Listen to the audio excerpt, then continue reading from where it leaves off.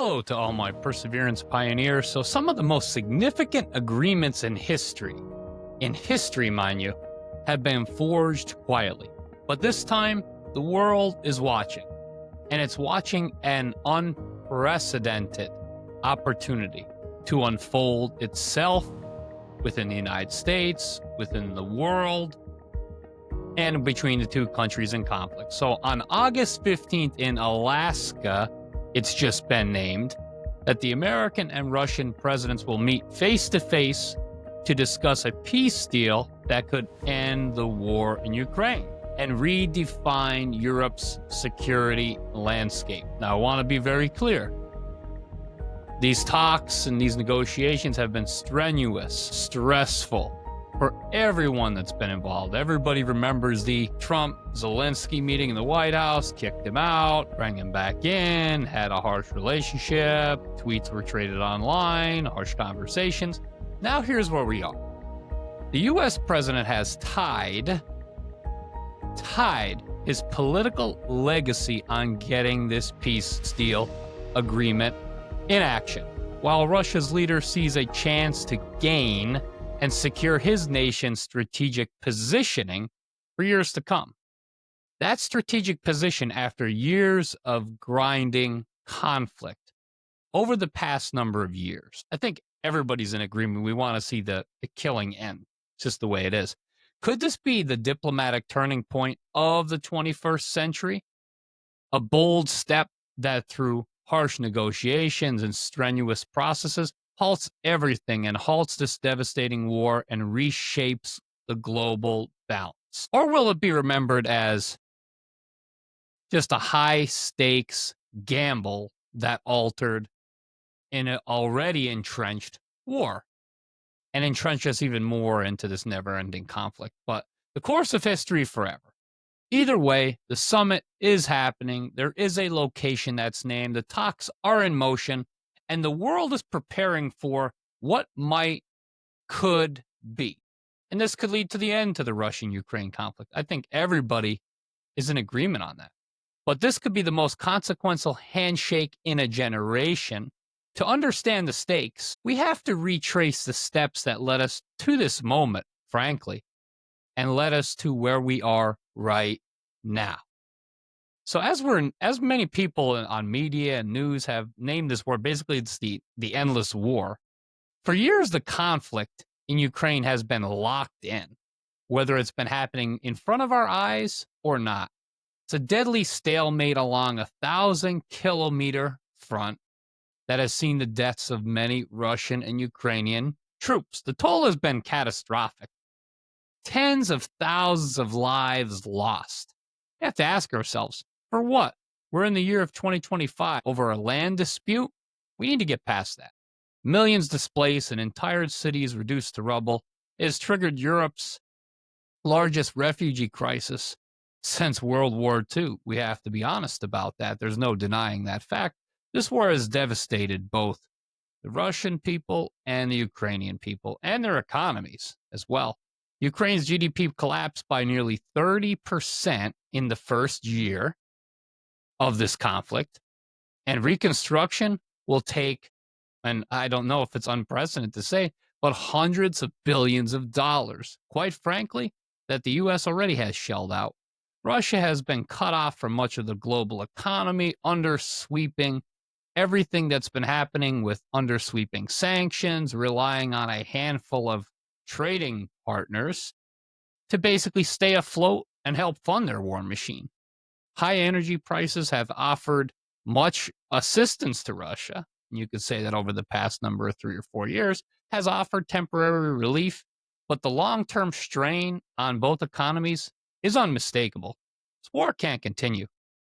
This shared fatigue is why the Alaska summit is needed. This is why this war has to end.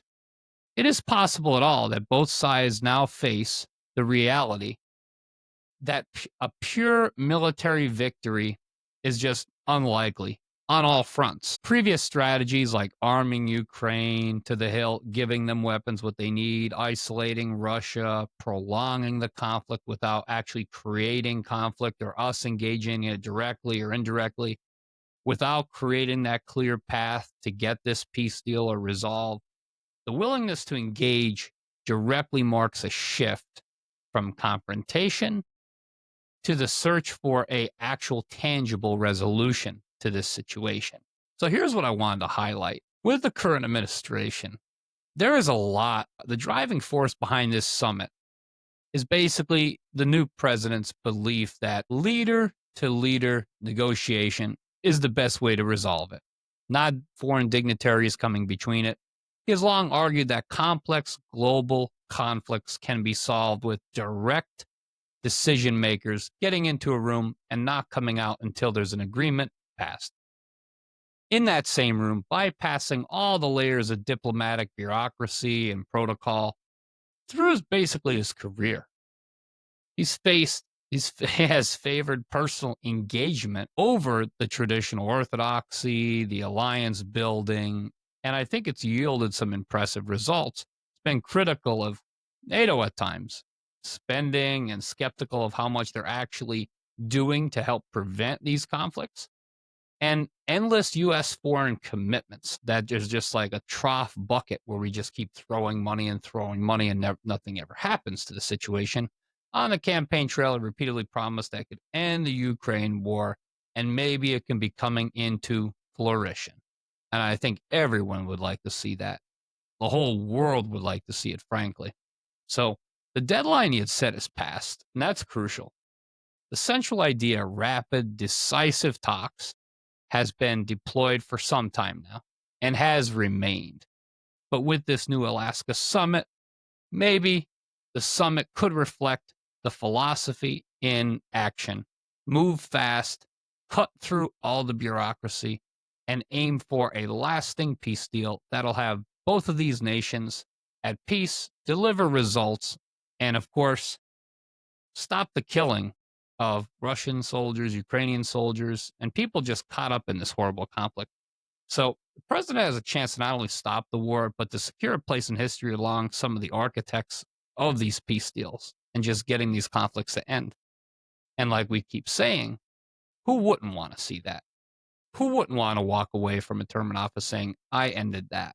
I had a hand in ending that. So millions of people just stopped dying, millions and thousands of people.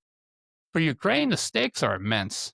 The president of that country has been clear that Ukraine's sovereignty is at the forefront of his mind, which should be as a leader of that nation. Territorial integrity are non negotiable.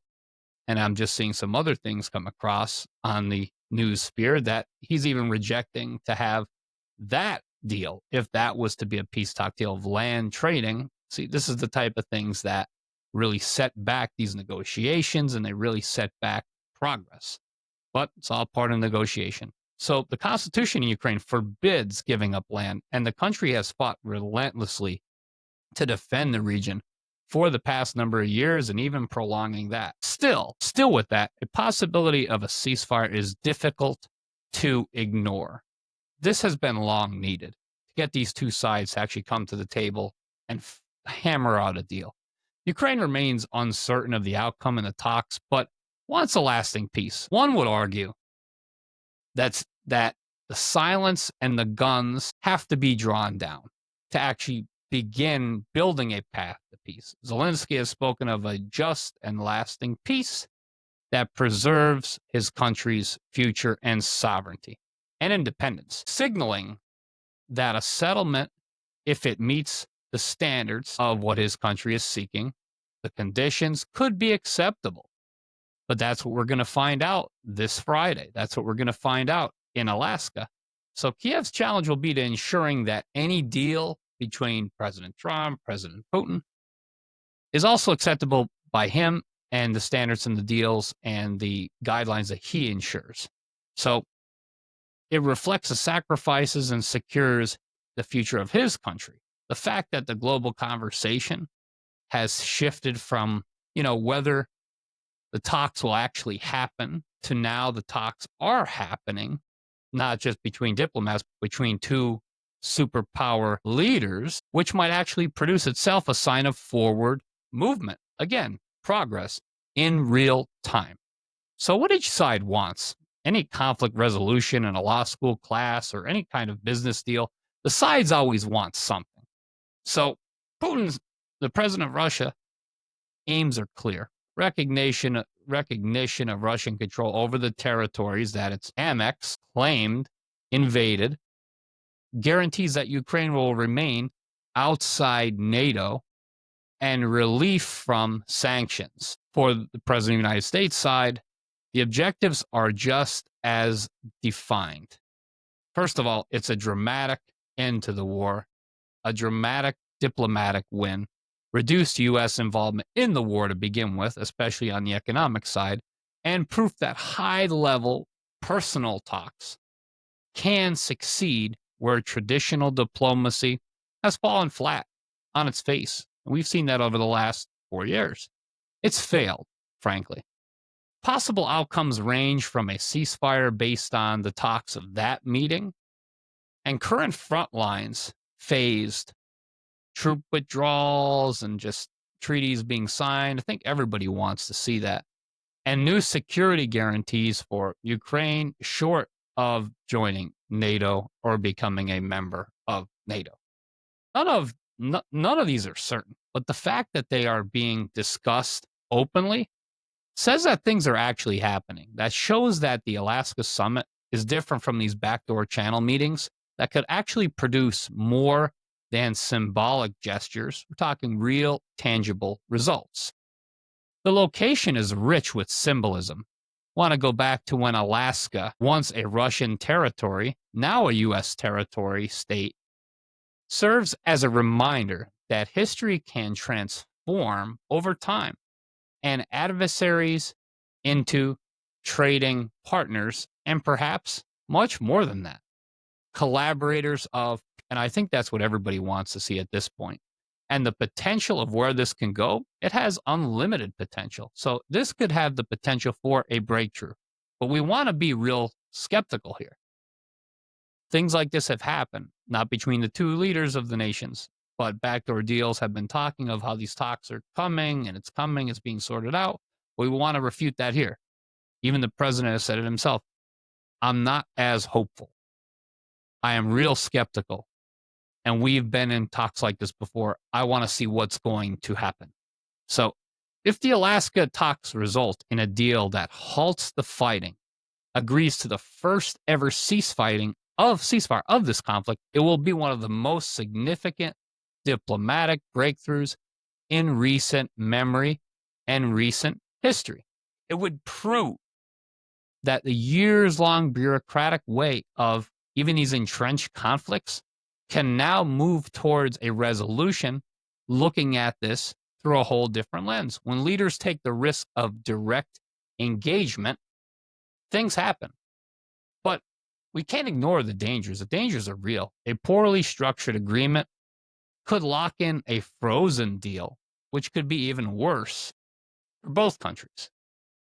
A conflict or fracture NATO unity of the nations altogether without Ukraine, but the potential reward, a genuine end to the largest European war in generations, could reshape the globe for decades. And who doesn't want to see this war come to an end after all these years? The momentum is building towards August 15th, coming up in Alaska, and has already shifted global expectations to these meetings are never going to happen to now they are happening. Now what do we do? So the expectations, and it's just an optimism that's flowing the air for peace right now. A successful summit could redefine America's role in peacemaking and show for the first time in years that diplomacy can still change the course of history if it's sought to enough, if it's truly sought. So I wanted to keep all of our perseverance pioneers updated. The Alaska Summit is more than a meeting. It's a chance to rewrite the future and to stop the killing, most of all. For the president of the USA, President Trump, it's the opportunity to basically fulfill a defining promise and secure the legacy of peace. For Putin, it's a moment to lock in strategic gains and restore Russia's standing in the world. It's been on stilts for a number of years, but he wants to give it a shot. For Ukraine, it's a potential path to years of out of years of devastation. If August 15th ends in an agreement, it would be truly historic. It would be remembered as the day two adversaries chose dialogue over destruction and came out of that meeting and gave Europe a chance at a lasting peace in an era defined by division, death, and just cities and towns that are blown apart. Now, that would be nothing short of historic. So if you like the content in this episode today, don't forget to follow us on our YouTube channel. All of our Perseverance pioneers, we cannot wait to have you listen in and weigh in on this episode. What do you think of this summit? What do you think of the upcoming summit between President Trump and President Putin? What do you think this is going to mean for Ukraine? Curious to know your thoughts below. Reach out in the comments section. Have a great day, everyone.